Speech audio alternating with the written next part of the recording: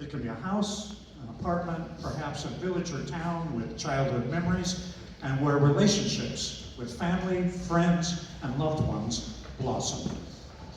Home can provide a special sense of warmth and peacefulness. The composer of our next piece, Kate Nishimura, says that she wrote Origin as an uplifting feeling of returning home to a significant place in one's journey. One hopes that anyone who wrestles with mental issues has such an anchor in their life. Nishimura is a Japanese-Canadian composer currently based in Ontario who focuses primarily on band composition. She won the Canadian Band Association's Composition Prize in 2017, and her works often feature narrative or programmatic depiction. She offers here a straightforward version of the main theme, followed by a slower chorale-like section reflecting new events. Her piece then returns home to a richer, more elaborate, and more experienced version of that opening theme in a passage marked joyful. Here is Kate Nishimura's Origin. Oh, this is microphone one. Hello, everyone. That was amazing information, and it's an individual that doesn't credit himself enough with how much he does for this ensemble. Not only is he speaking to you, but he's also our librarian. Would you give Ed a round of applause?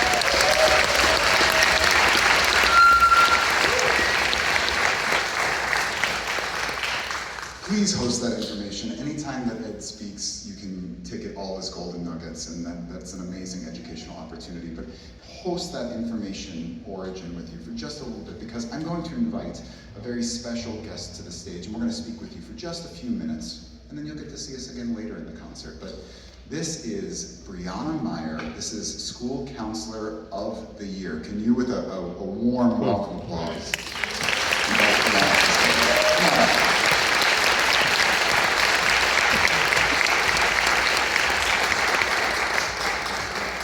So as she's taking her spot and the microphones figure themselves out, I think one of the things in programming this concert that I was very trepidatious of, I knew that the subject matter was going to be quite important. This is something that affects all of our lives, but I think when we've been in rehearsals with these special 11 musicians that are in middle school on stage with us currently, I know as a middle school and a high school teacher, this is something that will always be something that we face. And I saw an opportunity to not make this a haphazard presentation of mental health or some of the ways that we can resolve that. So we have a real expert, a real treat for you. I will halt my words because they mean nothing in comparison to Thank you. Hello, everybody. You will have to forgive me that I'm going to use my middle school hat a lot for what I am saying, but please know that everything that I am going to talk about today applies to everybody in every stage of life. I am just lucky enough to work with the middle schoolers at Hedrick Middle School, so a lot of my filter is with that like teacher, counselor, middle school hat on, but this is information that is so prevalent for all age groups and all people of all walks of life. So again, forgive me for a middle school brain that I will be filtering this through. When we sat down and talked originally, we were talking a lot about like what facts can I bring to you guys and to share with not only my middle schoolers back here, which a couple of them are mine, but with the community in general. So I have a couple of facts that I think are important to keep in mind, especially as we're talking about and listening to the music today that is so focused on some of those mental health filters. One of the more surprising facts that I have learned post-pandemic and as we're coming out of the pandemic is that 46% of adolescents 13 to 18 will experience a mental health obstacle at some point during their adolescence. And when we really put that into perspective, that's about half of the 13 to 18-year-olds that we interact with on a day-to-day basis. One of those being anxiety.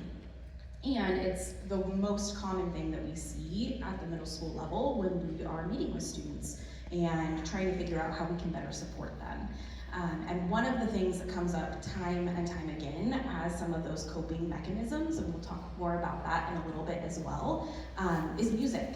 because so often music is the outlet that students have, whether it is listening to music, playing music, turning on that like Spotify playlist that they made with their friends. It is something that they get to be a part of in many different ways that helps to ease some of those anxieties and stressors that they face day in and day out. It's also something that allows them to like take a breather and step out into like the hallway or into my office, and they can just say, hey, Miss Bree, I just need you to play this song, and then I can get back to math class. And it's something that they can really relate to because they're a part of this community that so much so is a chosen community because they choose that choir class or they choose that band class because it's something that they're interested in, and it's something that their peers get to connect with them on a different level with. So they're able to be a part of this expression and a part of this community that they know the people around them are potentially going through some of the same things, but are able to cope in the same way as well. And it's a big part of what we face on a day-to-day basis when sometimes we do just need to take a step out and recharge or take a breather. We sit in the car and we play music, or we turn on the radio in the house and we dance it out. So I think it's been a really big eye-opener for me, especially just in the last few years that I've been working with this age group, is how much they're able to connect to music and have that be that light in their life that steers them away from some of these other obstacles that they're facing. John Adams, one of our founding fathers, has a quote that I am 100% going to butcher, but I will paraphrase it to the best of my abilities. And it's something like, I choose to study civics and civility and war so that my children can choose to study mathematics, English, science, so that their children one day can choose to study music, art, sculpting, writing. It's written into the DNA, almost literally, of our country. The study of music intrinsically is a beautiful gesture, and that is goal number one for any educator. We want them to learn music, but it's really hard to ignore some of the things that I know as very true byproducts. As Bree mentioned, I've never seen a safe place except a counselor's office that operates like a band or a choir or an orchestra room, and this is not news to anybody that's on stage right now. They have all found refuge in some pretty morbid rooms. I also know that the band room, the orchestra room, and the choir room are some of the first opportunities for these student musicians to participate in the act of bravery. It's like a sports team, but it's on such a higher level. We have to be more perfect, and they have to make those mistakes in front of their peers. They might not realize that they're doing it, and there still might be shame or insecurity surrounding that, but this is an opportunity for growth. And then through that study of music, I also know that it teaches maybe against where certain aspects of our culture are heading. There's a lot of immediacy in the things that are coming at us, and that seems to be only growing faster. But the degree of patience that is acquired through the art of learning music, or the problem-solving opportunities, or even delegation in community.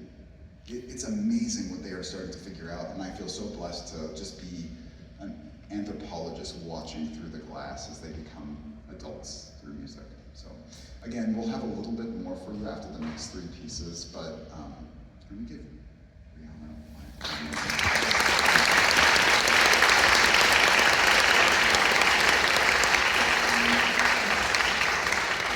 So after two quick tuning notes, we will start with Origin, and this piece, once again, as Ed put so beautifully, is a reminder to all of us that we come from a place, and sometimes that place is our refuge.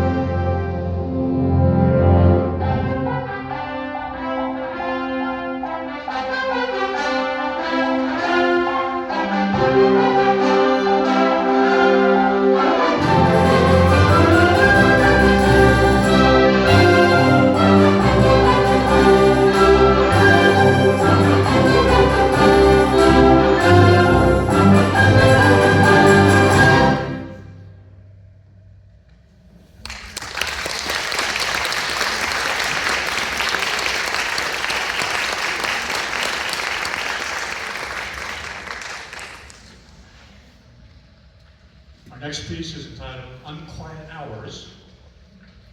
American composer David Biedenbender plays electric bass, trombone, euphonium, and tuba. He also composes in many genres: vocal, chamber music, orchestral, and some jazz pieces focusing on improvisation. But he writes more concert band music than anything else, winning the American Band Association Composition Award in 2019 and the William Ravelli Memorial Composition Award in 2024. He says Unquiet Hours focuses on middle school and high school students. The bombardment of information that can influence them in addition to social media, and the depression that can result, as he says, when sadness, doubt, anxiety, loneliness, and frustration can overwhelm and become a deluge of unceasing noise. This piece opens and closes quietly with the addition of tuned wine glasses in the percussion section. But an active, relentless, and ever-changing theme dominates the middle section of the piece. It suggests instability, piling on simultaneous statements and variations, sometimes echoing each other only a half beat apart. This leads to a moment of crisis with powerful dissonances at fortissimo level. And then that finally passes into a quiet stillness, recalling the opening. The wine glasses return. Here is Unquiet Hours by David Biedenbender.